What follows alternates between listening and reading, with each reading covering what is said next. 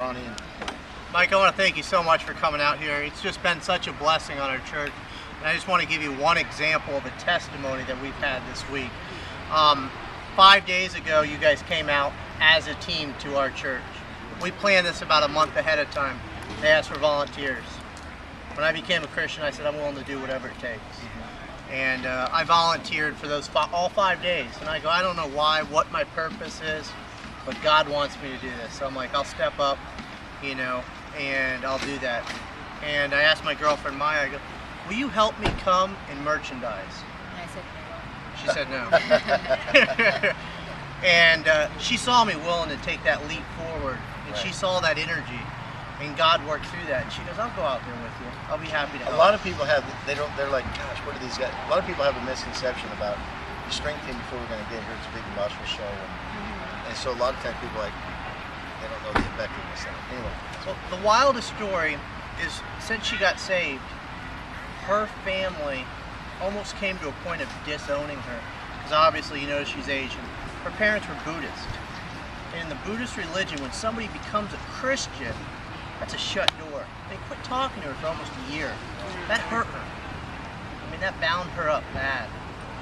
And she loved her mom, loved her dad. And so she didn't know what to do about it. So she went to the pastor. The pastor goes, pray for your family. Pray for your parents that they'll get to come to know God. They go, we'll never step foot in the church. We don't want nothing to do with your God. If your God was real, how come our daughter's an addict? Yeah. And she would pray, and that was really, you know, a hard thing on her. And she never could fathom her parents ever coming to church. The third day we were out here, well, each day we were texting our friends, telling them about the event and stuff, people at work, church, so on and so forth. She texted her parents and showed them a little picture from her phone, because now you can videotape it, of the event. And her parents go, we'll come to your church just to see the event, nothing to do with God. We don't want this God thing. I go, okay, just show up. That's all we're asking. Just show up. Just to show in attendance. That's all we care about. And we knew God would do the rest. So then what we did is we got in prayer the rest of the week. We got right with God. We prayed for that family. And it was really neat, because 3 hours before the event, the mom goes, oh no, we can't go. The daughter, the addict, the one that was addicted, just stole the keys to the house. We can't go. So Satan put up a barrier. So what we did is pray harder. We prayed big. We got a big God. We got a big boss. I mean, you talk about it in your strength team. And God had to break down that wall. And just like you guys break those bricks, He had to break down that wall. They showed up to church last night.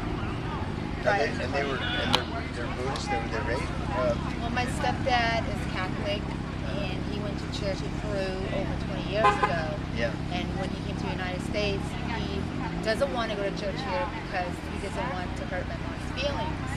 My mom's Buddhist. I had to fight my mom for over 2 years.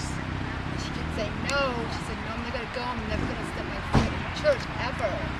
I asked her to come see me get saved, baptized. She wasn't there. That hurt me. It still hurt me, but every single what happened to my stepdad Friday night got saved, that made up for it.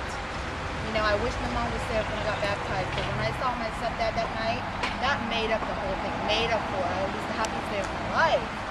And of course, my mom was a little bit angry at him, but he said he'll take care of it, he'll talk to her, or whatever.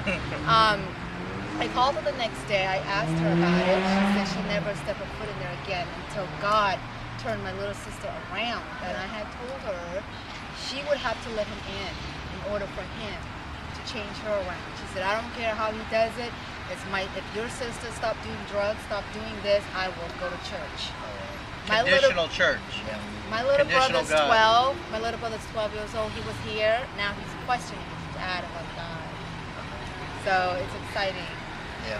So a house that was raised Buddhist, that wanted nothing to do with God, the head of the household, because of your event this week, is now a Christian. He now has faith.